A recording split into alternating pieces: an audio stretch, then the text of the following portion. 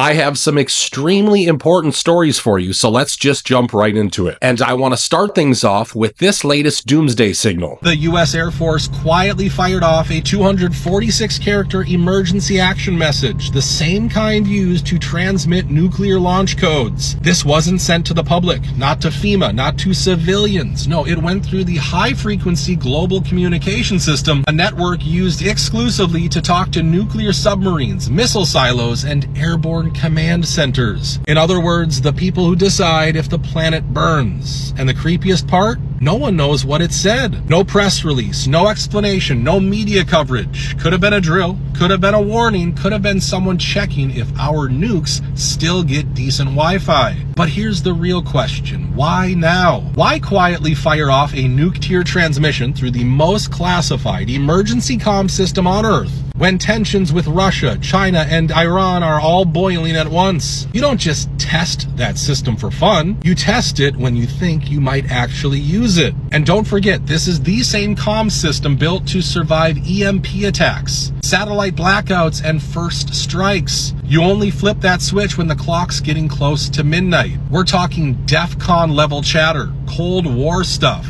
And the worst part? You won't even know if it was real until it is. The world seems to be going nuts, and I don't know about you, but these doomsday warnings are starting to look like way more than just your average coincidences. We already heard the Russian doomsday buzzer going off, and now our own Air Force is seemingly transmitting an unusually long EAM signal. And then there were all those dead pelicans. 16 dead pelicans just fell from the sky in Alabama. This is not normal. In Mobile, Alabama, residents woke up to a chilling sight. 16 dead pelicans scattered across a neighborhood. Officials claim a lightning strike hit the birds while they were resting in nearby trees. But here's the problem. Some of those birds were found in the middle of the street, far away from any trees, and there were no visible burn marks on most of the bodies. Something doesn't add up.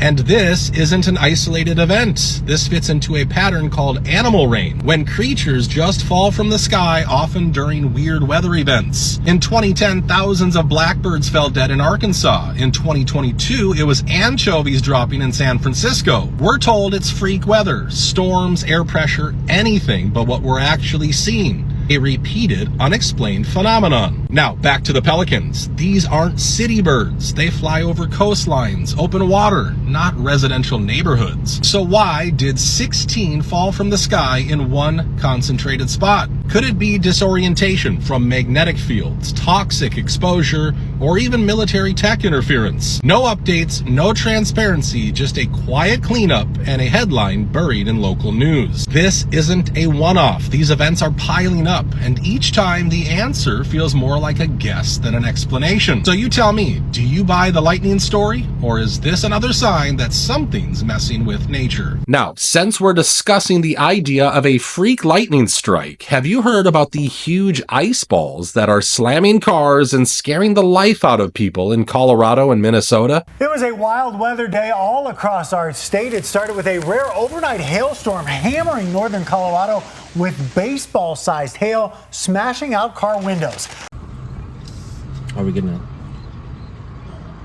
I don't know where to park. Our weather is clearly not acting in a normal way, and it just keeps getting worse with every single day. I mean, I've been seeing comments from some of you discussing why it's so damn hot in places like Florida. Well, we already have a huge heat wave alert, and there are even reports of severe drought coming to states like Florida and Nevada. Of course, the legacy media is blaming it all on the climate cuts, but we all know who's really behind it all. And speaking of this hidden devil, did you know that DARPA is using the Chinese biohazard story to release yet another program targeted towards our agriculture sector? Something super fishy is going on. So, you know, the two Chinese nationals that allegedly brought in this ag terror weapon and now we're all upset. Well, actually, this is the type of fungus that already exists in the United States. It's already problematic for farmers. It's been here for a really long time. It's not some novel new type of ag terrorism. So what's weird is that this actually happened a year ago, but it was reported this week. Also this week, DARPA announced a big plan to fund different types of crop protection so that we can protect ourselves from ag terrorism. Think GMO 2.0. So there are a lot of companies right now that are trying to get funding to do new types of CRISPR manipulation of our food and try and make it resistant to fungal outbreaks. So this is a great way to justify it in saying that it's to fight ag terrorism from China. It seems like they might be ready to test their APT program, and if you haven't heard about it, let me get you up to speed. This project, called Advanced Plant Technologies, or APT. Now, I just want to show you guys what DARPA's own website has to say about this project. The Advanced Plant Technologies program seeks to develop plants capable of serving as next-generation, persistent, ground-based sensor technologies to protect deployed troops and the homeland by detecting and reporting on chemical, biological, radiological, and explosive CBRNE threats. Look, if you're part of this community, I'm sure you're already seeing all the red flags in this statement. But the website further explains that these plants need to be very resilient and energy independent so they could easily be deployed on a large scale in a conflict zone. And even though these plants are definitely being used for surveillance, the people at DARPA want us to know that they still maintain their plant characteristics so they can fit into an environment. Look, releasing creepy plants into our fields is one thing, but if they start messing with our food supply, the average American would be the first to get hit. And speaking of protecting the food supply, have you heard about the cyber attack that's hit nearly 30,000 grocery stores and supermarkets? The food supply is under attack and barely anyone is reporting it. On June 5th, UNFI, the main distributor for Whole Foods and over 30,000 grocery stores nationwide, was hit with a massive cyber attack. And weeks later, their systems are still not fully back online. Deliveries are failing. Inventory systems are broken. Some stores are running on backup. And the shelves? Quietly going empty. Whole Foods is scrambling. Here's the real question. Why haven't you heard about this? Because they don't want panic. Not yet. No public alerts, no national headlines, just silence. But this isn't just a tech glitch. It's a direct hit on the American food chain. And it's not the first one. In the last few years, we've seen meatpacking plants hacked, farms burned, fertilizer shortages, and now the main distributor of organic food in the U.S. gets taken offline. That's not coincidence, that's coordination. Control the food, control the people. You don't need troops in the streets if you can empty the shelves. And here's what makes this even more suspicious. UNFI controls distribution to co-ops, independents, and even institutional buyers. Take them out and you choke supply to everyone except the biggest corporate chains. So while people argue about the price of eggs, the entire system is being weakened from the inside. First, it was fuel shortages. Now it's food.